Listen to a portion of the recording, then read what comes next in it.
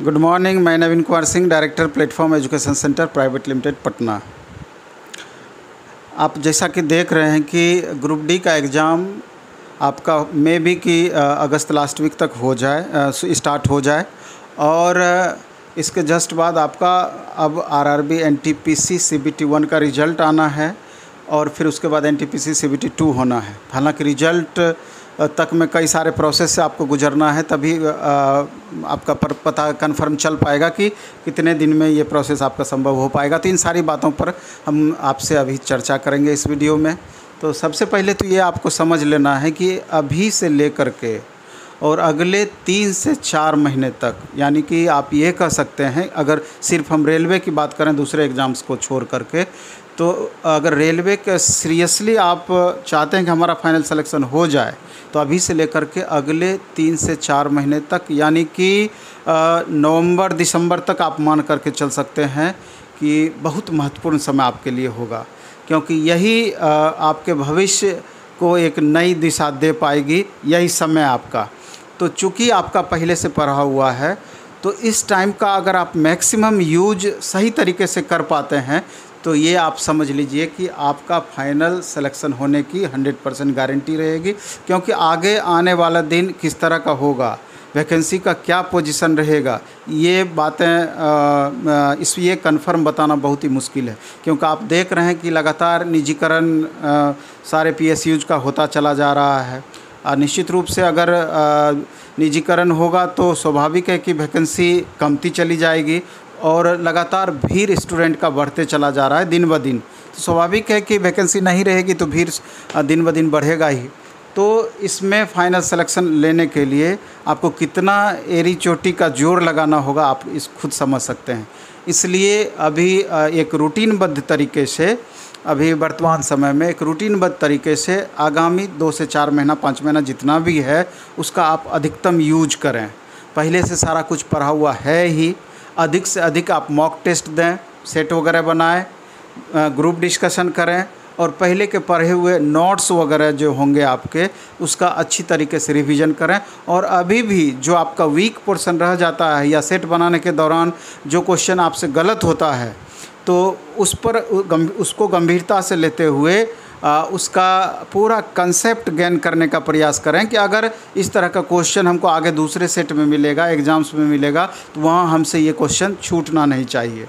तो हम पहले अब एक थोड़ा सा चर्चा कर लेते हैं अभी जो आप एनटीपीसी दिए हैं तो उसके अगले प्रोसेस के बारे में। यानी कि अब सबसे पहला होगा कि आंसर की कब तक जारी किया जाएगा। तो ये आप मान करके चल सकते हैं कि जनरली देखा गया है कि रेलवे एग्ज़ाम्स के संदर्भ में कि एग्ज़ाम समाप्त होने के 15 दिन से लेकर के मैक्सिमम 1 महीने तक में रेलवे के मैक्सिमम एग्ज़ाम का आंसर की जारी कर दिया गया था। लेकिन कुछ एक इसका कई बार देखा गया है कि कई एग्ज़ाम्स में इससे ज़्यादा विलम्ब भी हुआ है, 2-2.5 महीने 3 महीने का भी समय लग गया है। लेकिन अभी के परिप्रेक्ष्य में अगर देखा जाए तो हमको लगता है कि मैक्सिमम 1 महीने तक में आंसर की जारी कर दिया जाएगा। उस हिसाब से आप देखेंगे तो अगस्त के लास्ट वीक तक में आंसर की जारी कर दिया जाना चाहिए। और जब आंसर की जारी हो जाएगा तो 1 सप्ताह से 15 दिन का समय आपको मिलेगा। उसमें आपको जो क्वेश्चन आपसे गलत हुआ है या बोर्ड के द्वारा जो आंसर सुझाया जाएगा उसमें अगर ऑब्जेक्शन आपको रेज करना होगा तो उसके लिए 1 सप्ताह से लेकर 15 दिन के भीतर में वो भी प्रोसेस आपका समाप्त हो जाएगा। तो उस हिसाब से आप देखेंगे तो 15 सितंबर तक में वो प्रोसेस समाप्त आपका होगा और उसके बाद आपको 20 से 30 दिन के अंदर में आपका आंसर की जनरली रिजल्ट जारी किया जाता है। तो उस हिसाब से आप देखेंगे तो सितंबर लास्ट वीक या अक्टूबर फर्स्ट वीक तक में इसका रिजल्ट आपका एनटीपीसी सीबीटी 1 का आ सकता है। और जब रिजल्ट आ जाएगा तो उसके 1 महीने तक में आपका एनटीपीसी सीबीटी 2 का एग्ज़ाम ले सकती है। यानी कि उस हिसाब से देखा जाए तो अक्टूबर लास्ट वीक या नवंबर तक में आपका एनटीपीसी सीबीटी 2 का एग्ज़ाम हो जाना चाहिए, डेट दे दिया जाना चाहिए अगर सब कुछ ठीक ठाक रहा तो।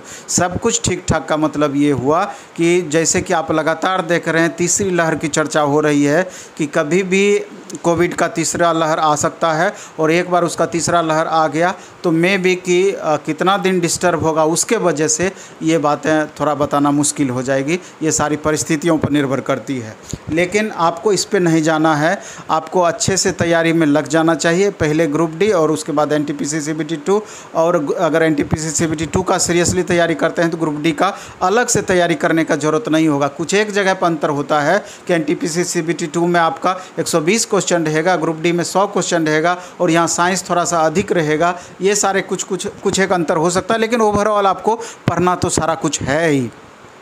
तो उस हिसाब से आप देखेंगे तो जो बच्चे एनटीपीसी सीबीटी 2 जिनको लगता है कि 65 से 70 के बीच में अगर आप मार्क्स ला पाते हैं, वैसे हम एक कट ऑफ का अलग से वीडियो बनाएंगे। उसमें बहुत सारी बातों पर कट ऑफ निर्भर करती है, हर छोटी छोटी बातों को ध्यान में रख करके और उस पर चर्चा करते हुए कट ऑफ पर हम वीडियो आगे चल करके बनाएंगे। लेकिन आप ये मान करके चलिए कि 60 से 65 के बीच में भी अगर आपका मार्क्स आता है तो पिछले बार से तुलनात्मक रूप से आप देखेंगे कि वैकेंसी अधिक है, नंबर ऑफ़ स्टूडेंट कम है एनटीपीसी के संदर्भ में, इसलिए कट ऑफ 60 से 65 के बीच में मार्क्स आता है तो आफ्टर नॉर्मलाइजेशन उतना तक आपका पहुंच जाएगा जितना में आपका रिजल्ट आ जाना चाहिए। अगर इससे प्लस मार्क्स आ रहा है तो सीबीटी 2 का आप सीरियसली तैयारी अभी से स्टार्ट कर दें तो हमको लगता है कि अधिक से अधिक बेनिफिट हो पाएगा।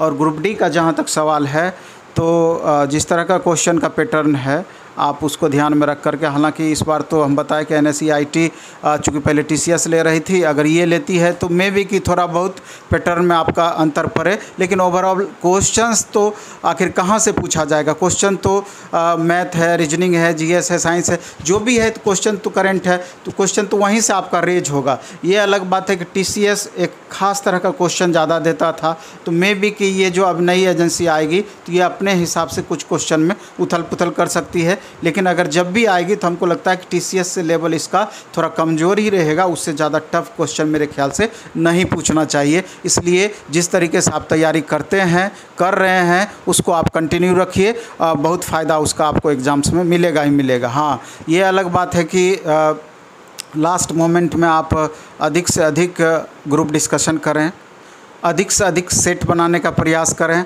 सेट भी अगर ग्रुप में बना पाते हैं तो और भी अच्छी बात है। इसके अलावा जो आपका पहले से पढ़ा हुआ है उसका अधिक से अधिक रिवीजन करें। नोट्स वगैरह पहले से अगर बनाए हुए हैं तो उसका अधिक से अधिक रिवीजन करें। सेट बनाने के दरमियान अभी भी जो क्वेश्चन आपसे किसी भी पेपर में गलती होता है तो उसका पूरा कंसेप्ट समझ करके उसको पूरा इस तरह का तैयारी आप कर लें, इतना प्रैक्टिस कर लें कि आगे अगर इस तरह का क्वेश्चन दूसरे एग्ज़ाम्स में दूसरे सेट में अगर मिलता है तो वहाँ वो क्वेश्चन आपसे गलती ना हो, वो आपके स्कोर को प्लस करे। तो अगर ये छोटी छोटी बातों पर ध्यान देंगे तो हमको लगता है कि अधिक से अधिक बेनिफिट आपको मिलेगा ही मिलेगा। और लास्ट में हम ये कहना चाहेंगे कि पिछले वीडियो में भी हम मॉक टेस्ट की चर्चा किए थे कि प्लेटफॉर्म के द्वारा प्ले स्टोर से अगर द प्लेटफॉर्म ऐप डाउनलोड आप करते हैं तो वहाँ पर अभी डेली टेस्ट, डेली डिस्कशन हम स्टार्ट किए हैं, मॉक टेस्ट ग्रुप डी का स्पेशल। तो वहाँ उसमें क्या है कि पिछला जुलाई मंथ में हमारा एक पूरा सीरीज चला और फिर अगस्त मंथ में 2 तारीख से हमारा सीरीज स्टार्ट हुआ है डेली टेस्ट, डेली डिस्कशन का। तो इसमें मात्र एकदम मिनिमम फ़ी है 100 रुपया में आपको 25 टेस्ट देना होगा, और 25 टेस्ट में भी सुबह 7 से 8:30 या 7:30 से 9 बजे है। इसका टाइम आप कंफर्म हो लीजिएगा वहाँ जा कर के आप द प्लेटफॉर्म ऐप पर। तो और उसमें 2 बजे से 6 बजे के बीच में इसका डिस्कशन होता है। हम इधर कोशिश ये कर रहे हैं डिस्कशन को थोड़ा और शॉर्ट करने का, क्योंकि बहुत सारे स्टूडेंट हैं कि ऑलरेडी जो क्वेश्चन जान रहे हैं उसमें टाइम अपना वेस्ट नहीं करना चाहते हैं। लेकिन चूँकि स्टूडेंट सब तरह का होता है इसलिए हमको सारा क्वेश्चन कराना होता है। लेकिन अब हम सोचे हैं कि सेलेक्टिव क्वेश्चन का डिस्कशन हम उसमें कराएंगे। हो सकता है कुछ एक स्टूडेंट को थोड़ा प्रॉब्लम रह जाए, लेकिन मैक्सिमम स्टूडेंट का टाइम इसमें बहुत बड़ा सेव होगा। सेलेक्टिव का ये मतलब हुआ कि 100 क्वेश्चन का अगर हम टेस्ट लेते हैं तो समझिए कि 40 से 50 क्वेश्चन ही ऐसा होगा जिसमें आपको ज़्यादा दिक्कत होगा, बाकी 40 से 50 क्वेश्चन आप इजी वे में आपका सही होता होगा। तो हमारा उसमें प्रयास होगा कि जो टफ क्वेश्चन है अगर हम सिर्फ उसी का अच्छे से डिस्कशन करा देते हैं तो आपका टाइम का सेविंग हो जाएगा, वैसा हम करने का प्रयास करेंगे। तो द प्लेटफॉर्म ऐप को डाउनलोड करके प्ले स्टोर से वहाँ आप डेली टेस्ट डेली डिस्कशन करके शीर्षक दिया होगा, टेस्ट को बाय करके आगे कंटिन्यू कर सकते हैं। चलिए इस वीडियो में हम इतना ही रखेंगे। खूब अच्छे से पढ़िए, खूब मन से पढ़िए। नेक्स्ट वीडियो लेके पुनः हम आपके पास आएंगे। धन्यवाद, बेस्ट ऑफ लक, धन्यवाद।